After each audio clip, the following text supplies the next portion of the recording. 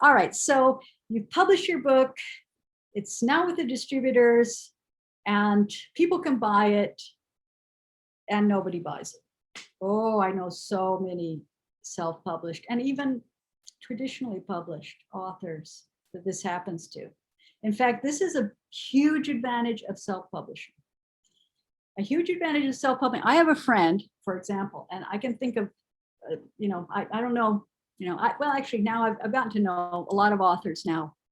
And I know several who have gotten contracts with traditional presses. So one of my friends, actually a pretty good friend now, she got a 3-book deal with Macmillan, which is it Macmillan? Am I thinking of? Anyway, it was big. It was one of the big 5. So very exciting. She got an advance, not a huge one like James Patterson or something, but she got an advance. So she was an unpublished author, right? So there's this unpublished author. She gets an advance to write 3 books, big 5 press. She writes the books. They look really nice. They do a great job. The covers are beautiful. They don't sell and they don't want to publish her anymore. And she can't get the rights back to the books to try to sell them herself. They don't market them. If the books don't start selling, if you're not one of their major authors, they're not going to market the book either. So they'll do a little marketing, but if it doesn't take off, they just, basically cut their losses and that's that. So anyway, that happens to actually quite a few people. So they get a 2-book deal or, they get 1 book, 2-book, 3-book deal with a traditional press, all very exciting. Let's quit the day job. I'm going to be an author.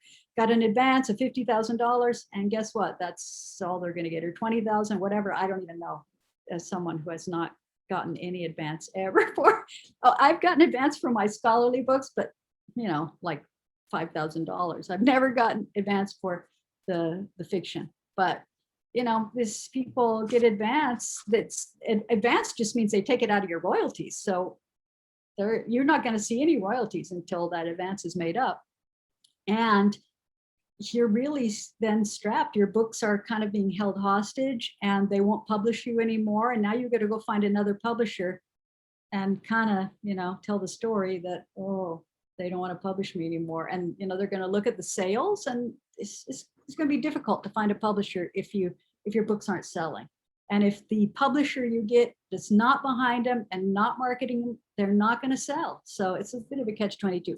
But if you're a self-published author, there are many things you can do to market the books. Even if it's a book that is 10 years old, you can market it in a way that it will be like brand new. So, all right, so what do we do? How do we sell books? Well, as I said, the cover, because that's the first thing people see. The cover will sell your book. The description. So when you go buy a book at Barnes & Noble or Amazon or wherever, the first thing you see is the cover, and then you see the description. And, we all read the description and decide, do I want to buy that book? So the description has to be really good. And writing a description is much different than writing a book. And in some ways, for a lot of authors, it's harder than writing a book because it has to be really punchy. It can't be wordy. It's not really a description in the sense that, you don't want it to be a description. It has to be an advertisement, basically, that makes people want to buy it. And I'm going to talk about, the elements, how to do that. You have to get the word out because you can have a great cover, a wonderful, catchy description.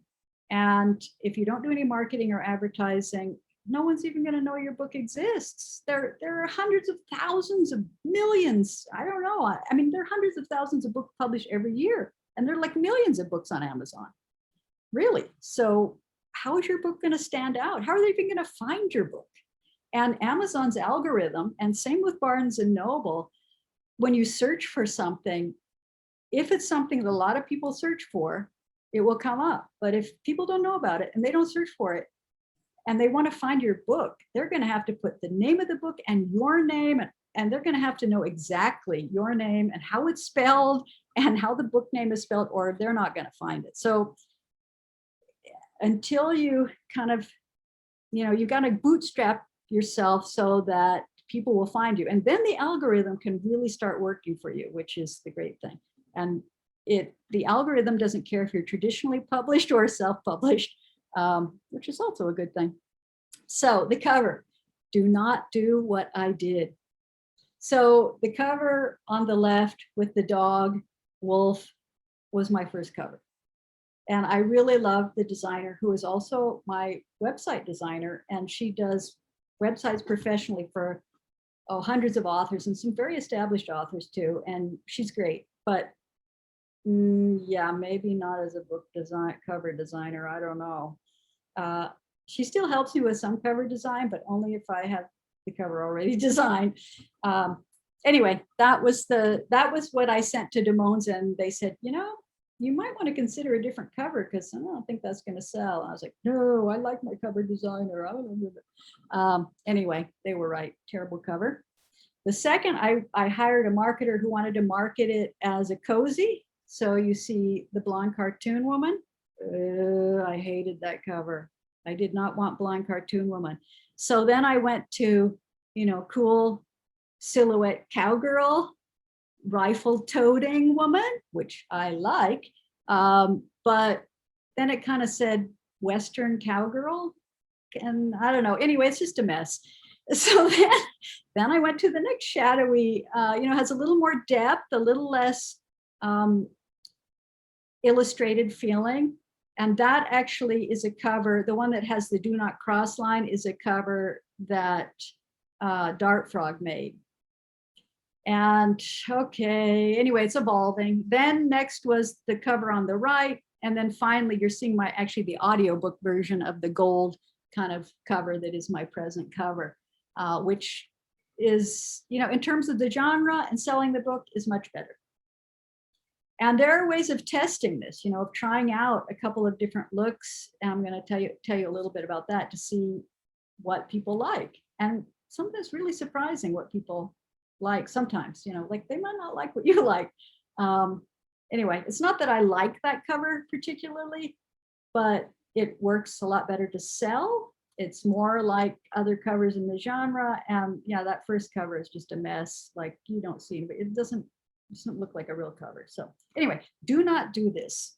Do the research on the covers first and the research on the titles first before you invest a lot of money in making covers and stick yourself with a title that now you're stuck with, you know, forever.